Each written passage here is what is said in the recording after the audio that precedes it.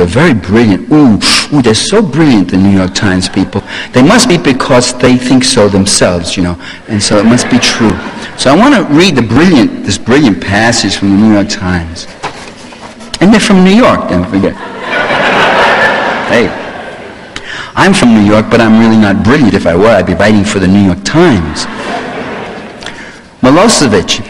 As a youth, Mr. Milosevic was a pudgy loner. See, now being a loner in the American political lexicon, this is obvious evidence of psychopathology, and you're an assassin, obviously, you know. Lee Harvey Oswald was a loner. He may have been a loner, he was no assassin. Timothy McVeigh, the kid who shot Ronald Reagan, what was his name? Hinkle, I forget. A loner. They all call a loner. Oh, they were loners. They all have friends and family, but they call a loner. It's a loner, that's for sure. Oh. But Milosevic, you know, was a very specially serious case because he was a pudgy loner.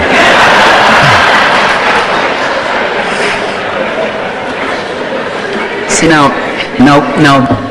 pudginess is un-American. I mean, I don't think so. I think pudginess isn't bad at all, but pudginess is un-American. Now, if Milosevic, though, if he was a lean loner, that would be bad too. So it's best not to be either pudgy or lean. Let me read this whole quote. You take it from the top again. As a youth, Mr. Milosevic was a pudgy loner. That's 2 strikes, pudgy loner. Who shunned sports, strike 3.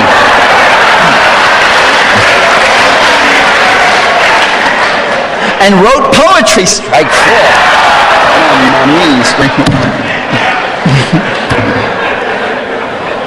Does anyone need any further proof that here was a psychotic killer nerd?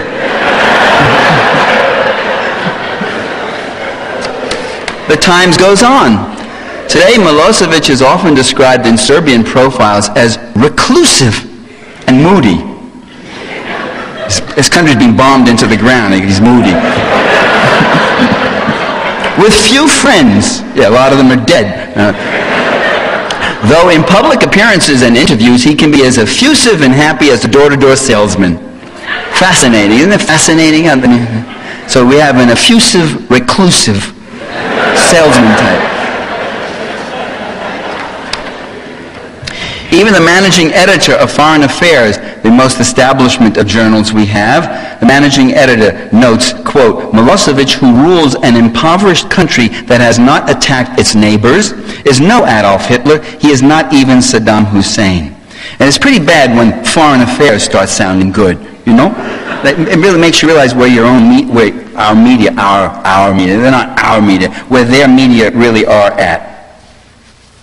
Well, some people argue, look, it's not a case of class or international interventionist issues. It's nationalism, these ancient ethnic enmities. That's what it really is all about. Well, that presumes that class and ethnicity are mutually exclusive and competitive forces. It's got to be either one or the other. Not at all. Ethnic enmity can be enlisted to serve class interests. The CIA tried to do that with the Hmong people in Vietnam, to divide. With the Mosquito Indians in Nicaragua and elsewhere. The CIA did that in Bosnia. Don't take my word for it that the CIA was in Bosnia. Check the headlines. Manchester London Guardian, November 1794. CIA agents training Bosnian army. The London Observer, November 20. America's secret Bosnia agenda. The European, November 25. How the CIA helps Bosnia fight back. Generally, ladies and gentlemen, when different national groups are living in a society where there's some measure of hope, security, and prosperity, they tend to get along. There may be ruffles and differences and turf scuffles and the like, but there's a lot of intermingling. There's even a lot of intermarriage, as was going on in Yugoslavia. And even in Croatia where you could say the northwest part was overwhelmingly Croatian, the southeast part was Serbian. Even there were lots of Croatians living in the south, lots of Serbians in the north. Bosnia-Herzegovina, Bosnia-Herzegovina was totally intermingled. That idea of partitioning Bosnia into these three parts was a totally artificial thing imposed. If you look, Michel Colon has a map of the ethnic distributions in Bosnia. Totally, they forcibly extract people block by block. They were so intermingled. When things are going okay, when things start going bad, when you've got sanctions, when you've got the loss of trade credits, when you've got 70% unemployment, when things are beginning to unravel and get desperate, that's when people begin to want to jump ship.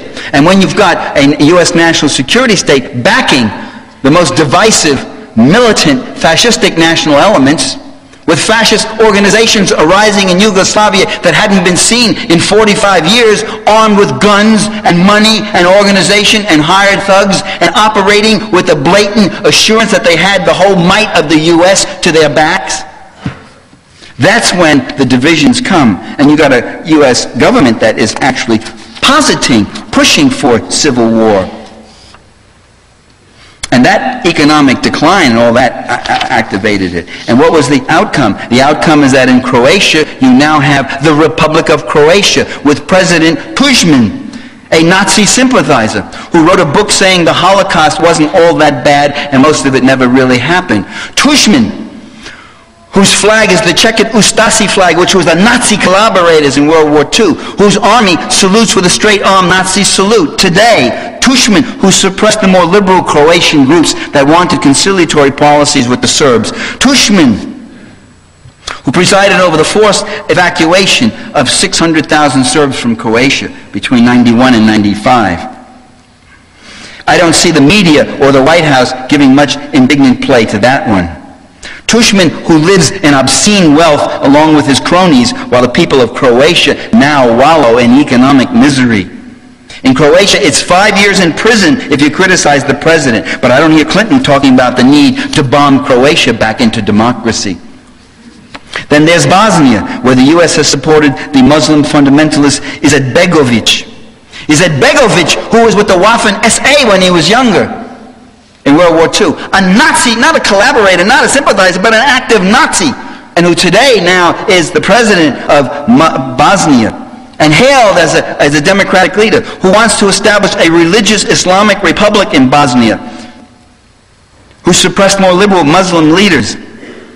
Bosnia is now under IMF and NATO regency. It's not permitted to mobilize and develop its own internal resources. It's not allowed to extend credit or self-finance through an independent monetary system. Its state-owned assets, including energy, water, telecommunications, media, and transportation, are all being sold off to private corporate investors at garage sale prices.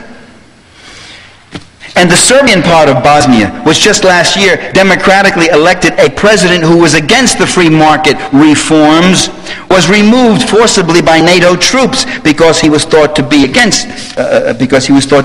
hardliner, is the code word used there. NATO is in violation of its own charter, which says that it can take military action only against aggression that's been committed against one of its members. Yugoslavia has attacked no NATO member. What gives these U.S. leaders the right to intervene? What gives them the right? I hear my fellow Americans, I hear some of my progressive friends sounding like little Colonel Blimps, little imperialists. Well, we've got to do something. We got to do something? Really? And the African nations? What if 4 or 5 African nations formed an alliance and decided that they didn't like 300 years of slavery for their people and lynch mob, Jim Crow segregation, another 100 years of that, and police brutality now? What if they decided to invade the U.S.? What if they had the power and the technology to do that and say, we don't like the way you've been treating the African minority in the U.S.? Well, we wouldn't think that that would be the normal course and they'd had an innate right. But there's this arrogance of power here that we, says the little fly on the chariot wheel, we are kicking up such a great dust. We're getting puffed up. That's got to stop this talking we. It's they that are doing it. We are against it.